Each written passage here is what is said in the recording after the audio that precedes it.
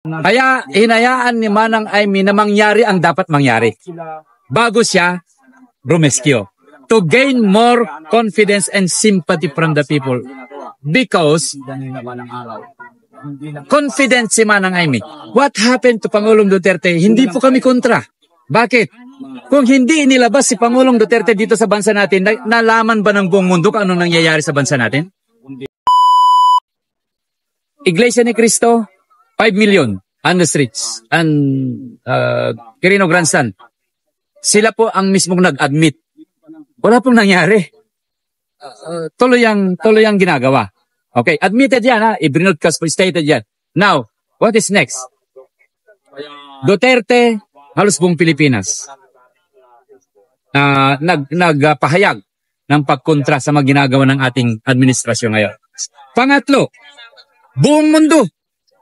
Ewan ko kung totoong Guinness World Record na he is the most celebrated citizen in the planet. Halos buong mundo nag-celebrate, pati mga Amerikano, pati mga ibang lahi. What is missing there? Why it cannot be pursued as a unity who can establish win-to-win over our country? Bakit? Mali po yung proseso. Ano po yung proseso? Ang Iglesia ni Cristo tumayo as Iglesia ni Cristo. Ang Duterte tumayo as Duterte. Even the whole world as you have said. But if you stand by the law through the system of a people's initiative, wala pong makakabanggayan. Not even here. Nakita nyo naman, hindi tayo pinigilan. Declaration na yung dala-dala natin, but they were not able to stop us. Because we use what is under the Constitution. Ano po yung under the Constitution? Ano po yung tama? That is why I advise all the leaders, kung mag-convene kayo ng grupo, magpirma kayo ng isang petition form. Na kahit hindi nyo deklara kung anong gusto nyong mangyari. The leaders can constitute themselves and find what is a reasonable petition that you're going to do. What is important is you organize, you get the signature of the people, and it is what we are doing kung meron kaming petition. May backup po yan. Yan po yung ginawa natin, may backup po yan na makapal yan, na signatures. And that is very, very powerful because you are entrusting the people's initiative to deliver the authority of the people, whatever it may serve, unless it is for the people. Tandaan po natin, hindi po kami, ito yung isang malaking utang din namin kay Pangulong Duterte. Noong nandiyan kami, gamit yung people's initiative, anong sabi po niya? If there is, kasi tambak pong papeles namin sa opisina, mayroon po personal letter ako sa kanya, may sulat din po siya sa akin. Anong sabi ni Pangulong Duterte? I cannot longer arrange this or do something about this appeal. I will just forward it to the next administration. Okay. Pero anong sabi niya? If there is a people's initiative to rise on my administration and the time of my administration, provided it will not lead to sedition or revolution against the government, I cannot stop that. Kaya po tumibay po kami. Lalo po kaming tumibay at napahinto po namin yung pagbabakuna sa buong Pilipinas noong time namin po yan, Pangulong Duterte. Paying Umentra Act, hindi pa ako kasapulan dyan. No, Umentra Act agad. Anong sasabihin nila? Ay pro Marcos yan, naku. O tayo magpapaniwala dyan. Laging ganon ang estilo. Kaya hinayaan ni Manang Aimee na mangyari ang dapat mangyari bago siya rumeskyo, to gain more confidence and sympathy from the people. Because confident si Manang Aimee. What happened to Pangulong Duterte? Hindi po kami kontra. Bakit? Kung hindi inilabas si Pangulong Duterte dito sa bansa natin, nalaman ba ng buong mundo kung anong nangyayari sa bansa natin? The only moment si Pangulong Duterte, prosecutor po yan. He is a veteran lawyer. He knows how to face every fight. If legality yung pinag-usapan. He loved that to happen. Di ba sinasabi niya, I can rot in prison, into the ICC or whatever court I may be, just for the Filipino people. Siya lang po nakapagsabi po niyan. It means that decided na po siya, you cannot stop him. Okay, not unless na nung nandyan sa sa Villamor Air Base, If the brave people comes out, then the time, hindi nila po may dadala. Kung nag-action ang Duterte fans, Duterte people, Duterte solidarity, hindi po yan na-transport. Kukunti po tao dun. Ano yung gagawin ng mga polis? Babarilin yung mga tao? It cannot. That cannot be. Today is different. So, yung tanong mo, iboboto ko ba si Amy dahil sa nangyari? Sa akin, hindi kami kasi buboto eh. Talagang hindi kami buboto. Because we don't no longer believe the system of the COMELEC. Why should we vote if we are fighting against the system? Parang kinutsap, parang ako'y ayon na rin sa maling nilang ginagawa. So we remain to that as very fair to both positions or to both the administration, to both the COMELEC. We just don't vote.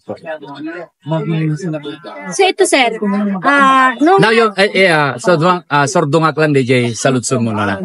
Apay ni manang hindi siya because I don't know kung nasaan siya during that time or whatever. Si Bato nga wala eh.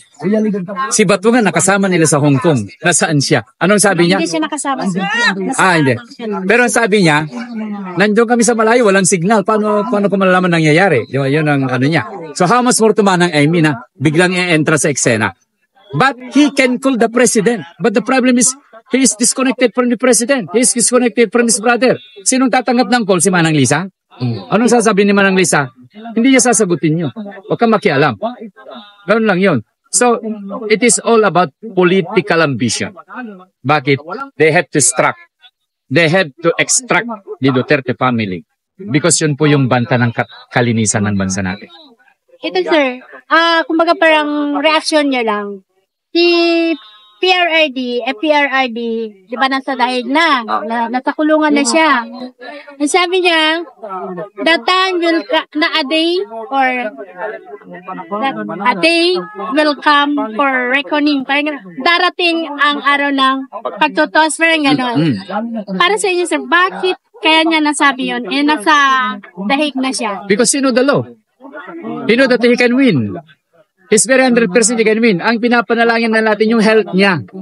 Kasi ang first hearing niya, formal hearing is on September 23. That is a very awaited day. If hindi magawa ng abogado na binigyan naman siya ng pagkakataon na parang yung pwede siyang umuwi. While under litigation of the case, pwede naman yun. May grant naman yun ng korte. So, but, ang tanong, ang pinakamatinding tanong, what will happen if Pangulong Duterte will step again to this country? What do we expect? Don't you feel that? Don't you ask that to yourself? Kayong mga kapatid namin, mga taga-DDS, mga opposition, what if President Duterte will come back? Alam niyo mangyayari, parang na-energize lahat ng lupa ng Pilipinas na sinong matamaan ng lupa, ma-energize siya. Bakit? That signals the win-to-win victory of the Filipino people. They will all come out. At yan ang inaabangan ng opposition. Yan ang hindi papayagan ng opposition. Yan ang pag-iingatan din ng Duterte family na wag yung padalos-dalos sa mga desisyon. In case na siya ay makwit or mapayagan siyang umuwi, he should have to go some other place muna siguro. I would advise that. And one thing I learned na dapat i-advise sa dito sa impeachment, mabalik ko dun sa impeachment. Sabi ng isang pulis na magiting, mas maganda mag-resign na si Pangulong si Vice President in case na mag-prosper yung impeachment. Kasi hindi siya ma-charge. Ma-charge siya dyan sa mga kaso, but he can still run for the presidency. Pag nag-resign siya ngayon. Somebody said that to me, a police na expert sa batas. Para hindi siya ma-charge of impeachment, mag-resign siya. So, mag-antay lang siya ng konting panahon, saka siya mag-deklara na tatakbo siya ulit. So, but today, I cannot speculate what, kahit nakasama namin siya kahapon, kagabi, yung OIC Chief of Staff natin, nagkayakapan nga sila, na-deliver yung sulat natin sa kanya. So, let that be, kung ano po yung decision. At saka yung nangyari kay Pangulong Duterte, siya mismo ang nagsabi, I am ready to face it.